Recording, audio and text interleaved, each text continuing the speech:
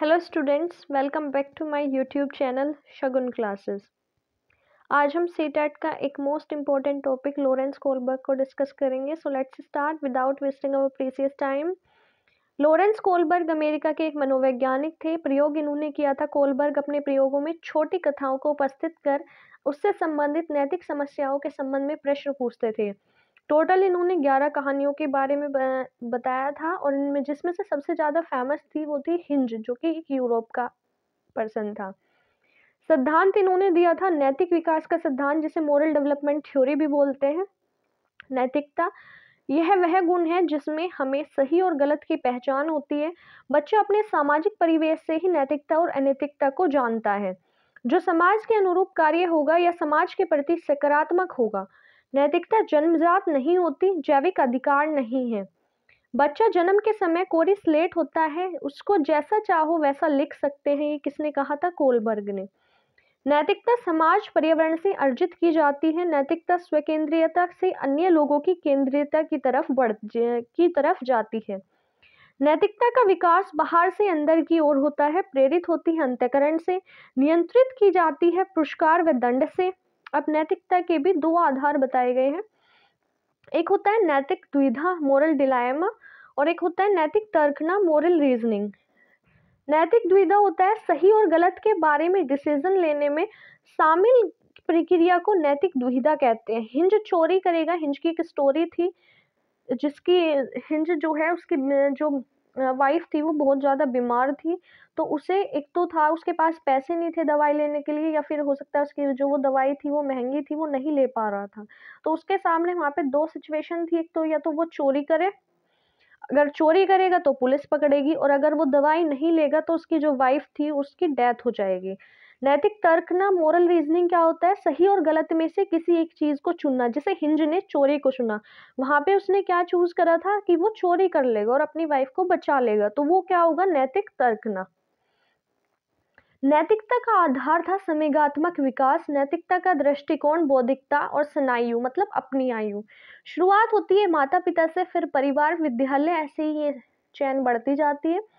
Kohlberg के अनुसार विकास सीधी रेखा में नहीं होता है, यह परिणाम है नैतिक द्विधा और नैतिक तर्कना का। नैतिकता के 3 लेवल होते हैं और 6 स्टेज होते हैं। सबसे पहले फर्स्ट आता है प्राक रूढ़िगत नैतिकता का स्तर, या बोलते हैं प्री कन्वेंशनल स्टेट। ये 4 से 10 वर्ष तक रहता है। इस अवस्था में नैतिकता शून्य होती है, यानी बच्चों को सही गलत के बारे में पता नहीं होता। इस अवस्था में नैतिक तर्कना दूसरे लोगों के मानकों के अनुसार होती है। अब इसके भी 2 स्टेज है इसके अंदर। एक होता है दंड एवं आज्ञा पालन उन्मुक्ता, दूसरा होता है साधनात्मक सापेक्षता और तथा उन्मुक्ता, पनिशमेंट एंड ओबीडेंस। इसमें क्या होता है? इसमें बच्चे की नैतिकता सजा और आज्ञा पालन पर आधारित होते हैं। ये क्या होते हैं? बच्चे की नैतिकता पर, सजा और आज्ञा पालन पर। नियम तोड़ने से इसमें बच्चा बचता है, दूसरों की उपेक्षा रखता है, स्वरक्षण करता है, मतलब स्वयं के रक्षण के लिए झूठ भी बोलता है, स्वयं विवेक पर कार्य नहीं करता। जब हिंज ने चोरी की तो बच्चों ने सोचा कि अगर वह चोरी करेगा तो उसे सजा मिलेगी।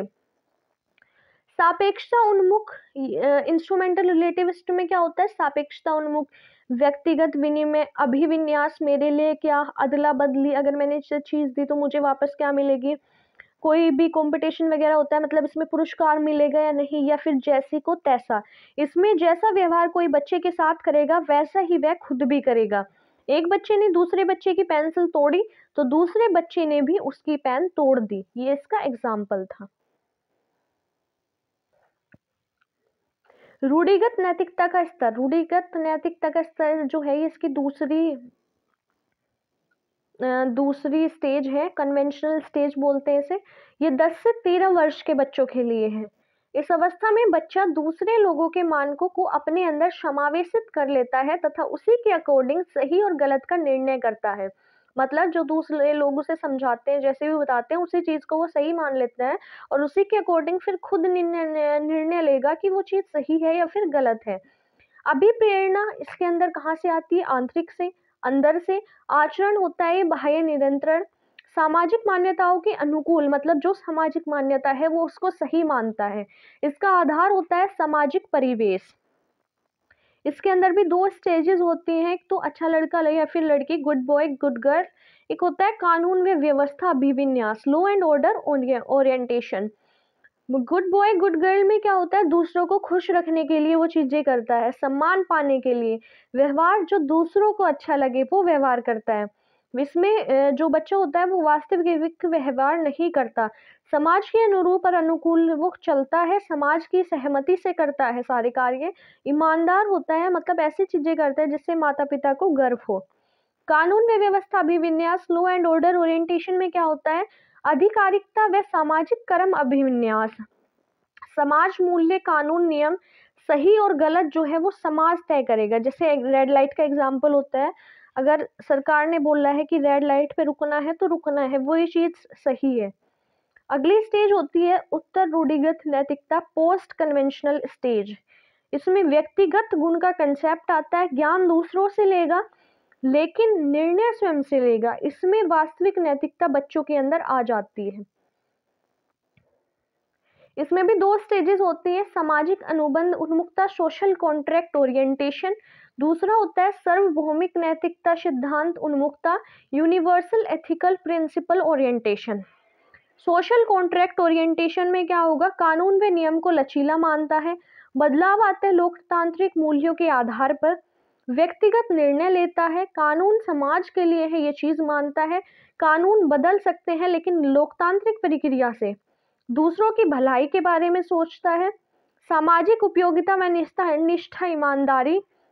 इसमें किशोर यह मानते हैं कि नियम लोगों की भले के लिए है, अगर किसी नियम से किसी का नुकसान होता है तो ऐसे नियमों को तोड़ देना चाहिए, अगर रेड लाइट तोड़कर उसके पापा की जान बच सकती है तो वह उसे तोड़ दे।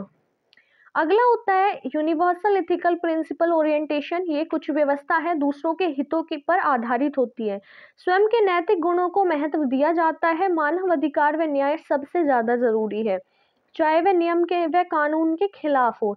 इसमें किशोर दूसरों के विचारों से नहीं बल्कि अपने खुद के मानकों के अनुसार व्यवहार करता है। इसमें किशोर दूसरों के फायदों के लिए नहीं अपनी जान पर भी खेल जाते हैं। नैतिकता विकास के चरणों का स्वरूप सार्वभौमिक होता है। Please like share and subscribe my channel. Thank you.